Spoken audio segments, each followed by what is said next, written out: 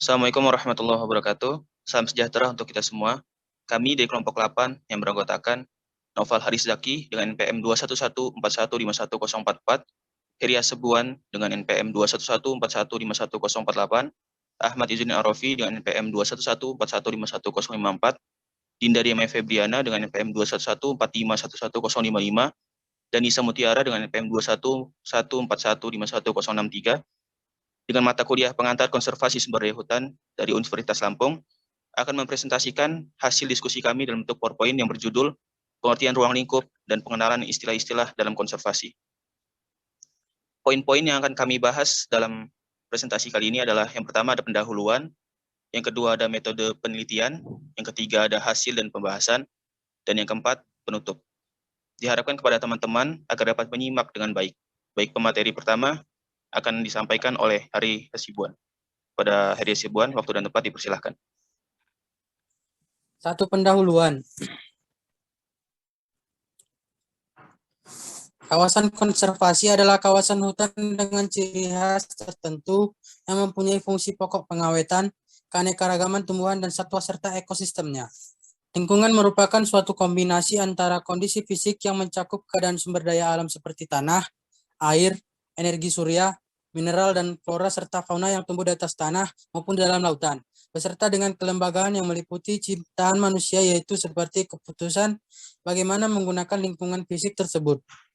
Pelestarian alam di Indonesia secara hukum mengacu kepada beberapa peraturan, yaitu pertama, Undang-Undang Nomor 5 Tahun 1990 tentang Konservasi Sumber Daya Alam Hayati dan Ekosistemnya. Kedua, Undang-Undang Nomor 41 Tahun 1999 tentang Kehutanan. Ketiga, Undang-Undang Nomor 32 Tahun 2009 tentang Perlindungan dan Pengelolaan Lingkungan Hidup. Keempat, Undang-Undang Nomor 21 Tahun 2014 tentang Konservasi Tanah dan Air.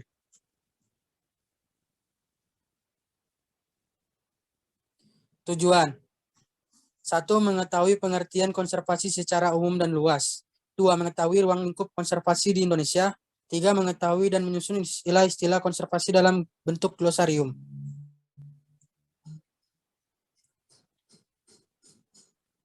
Untuk slide selanjutnya akan dibacakan oleh pemateri lain.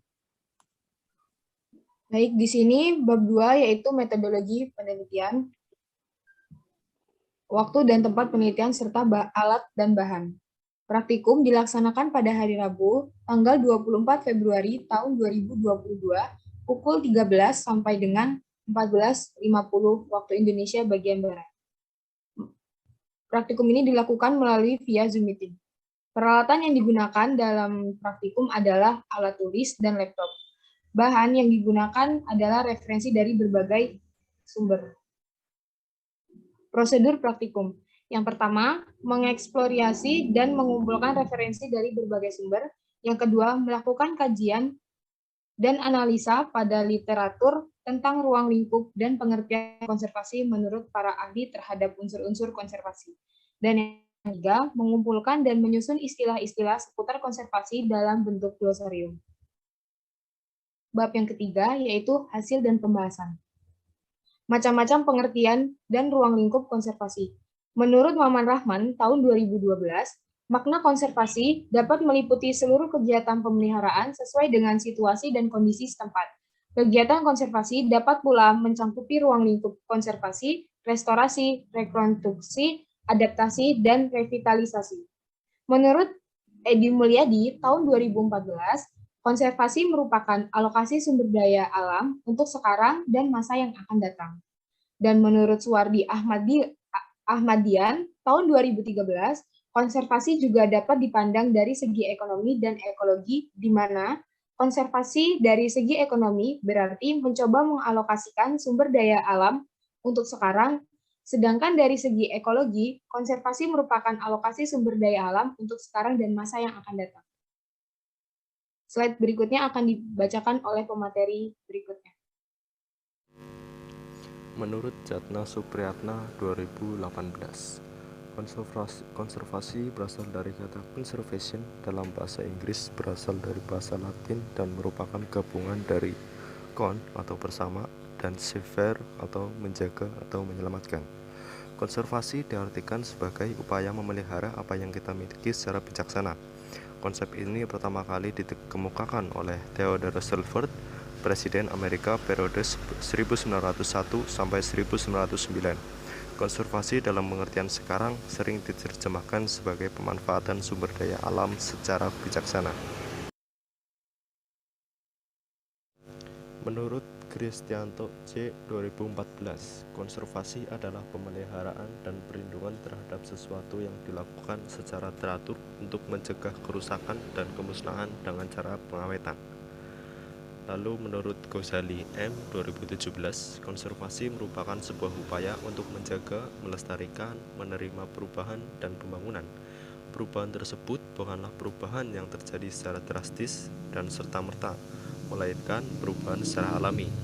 Hal ini bertujuan untuk tetap memelihara identitas dan juga sumber daya lingkungan. Kemudian hal ini juga dilakukan untuk memenuhi arus modernitas dan kualitas hidup yang lebih baik. Slide selanjutnya akan dibacakan oleh Lisa Mutiara. Terima kasih.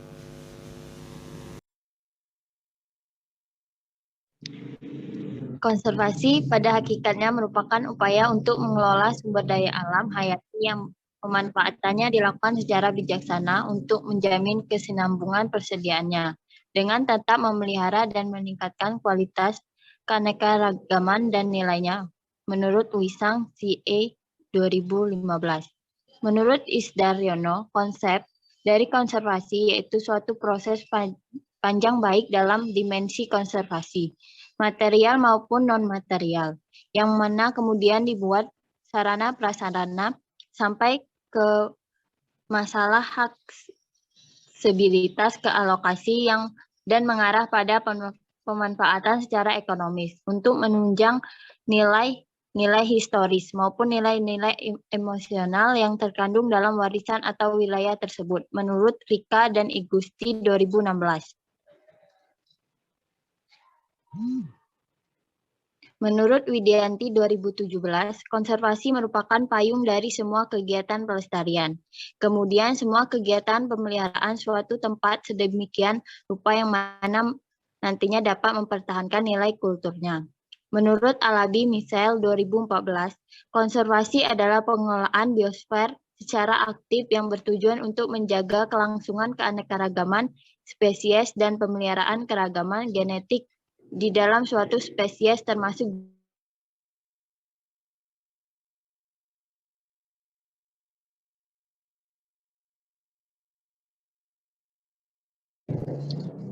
Menurut Fatmawati Endang 2013, konservasi artinya pengawetan yang mencakup kebijakan pemeliharaan sebagai upaya pencegahan untuk melindungi bahan perpustakaan dari kerusakan. Menurut IUSN 2013, konservasi adalah kegiatan manajemen udara, air, tanah, mineral, keorganisme hidup termasuk manusia, kehidupan manusia sehingga dapat dicapai kualitas kehidupan manusia yang meningkat. Termasuk dalam kegiatan manajemen adalah survei, penelitian, pendidikan, pemanfaatan, dan latihan. Menurut Soli 2016, konservasi adalah pengelolaan dan pemanfaatan sumber daya alam secara alami, secara berkelanjutan dan teratur, baik sumber daya hayati dan non-hayati, dengan melindungi proses-proses ekologis dalam sistem penyangga kehidupan dan juga pengawetan keanekaragaman hayati.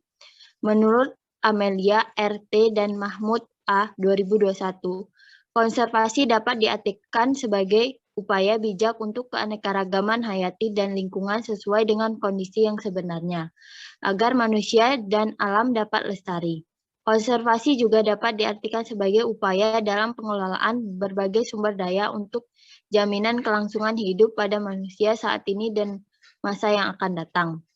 Menurut Marsuki 2011, berdasarkan Undang-Undang Nomor 41 Tahun 1999 tentang Kehutanan Universitas Kuningan, konservasi adalah upaya atau tindakan nyata dilakukan untuk menyelamatkan, melindungi, dan melestarikan lingkungan sekitar secara bijaksana.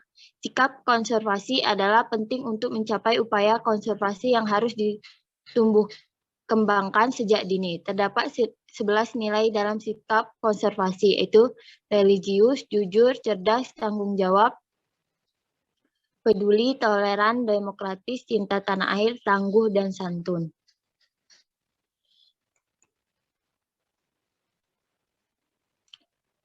Glosarium. Alokasi adalah penentuan banyaknya barang yang disediakan untuk suatu tempat. Pembeli, penjatahan. Demokratis adalah bersifat tidak puas. Demokrasi berciri demokrasi, contohnya sebagian warga desa. Ekologi adalah ilmu tentang hubungan timbal balik antara makhluk hidup dan kondisi alam sekitarnya, lingkungannya.